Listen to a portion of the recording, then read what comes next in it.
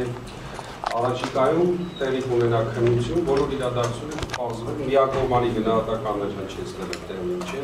դա գտնվում է հետաքննության տիրույթում եւ համապատասխան արձագանք սպառիչ կտրվի։ Հանձնաժողովի մանդատը դա մարդու իրավունքների պաշտպանության ազգային հանձնաժողովն է, որը կազմված է պետական բոլոր մարմինների ներկայացուցիչներից մարդու իրավունքների պաշտպանի, ուրեմն տեղակալներ մարդկային միջազգային կազմակերպությունների ներկայացուցիչներն են հրավիրված, հասարակական սեկտորի ներկայացուցիչներն են հրավիրված, եւ սա հետևելու է, որպեսզի Հայաստանում թղթի գրագրված, նաեւ ընդունված օրենքները, ուրեմն մարդու իրավունքների պաշտպանության ոլորտում կյանքի կոչվեն եւ հետամուտ է լինելու, դիտարկումներ, ուսումնասիրություններ է կատարելու,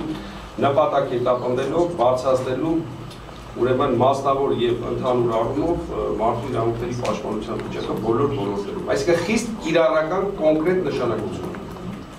Իսկ մասնավոր դեպքերը չեն փոխանցվելու որևէ հանձնաժողովի, մասնավոր դեպքերով շարունակելու է զբաղվել բնականաբար ըստ օրենքի մարդու իրավունքների պաշտպանը եւ մասնավոր դեպքի վերաբերյալ ես ձեզ ուղղակի տեղեկացնեմ, որ մեր կողմից վարույթը սկսված է եւ ես երրորդյա ժամկետում խնդրել եմ ոստիկանապետից տեղեկություններ, այդ մասին եղել է հայտարարություն եւ ամենաուշը 3 շաբթի օրը կլիներ մեր ըստ այդ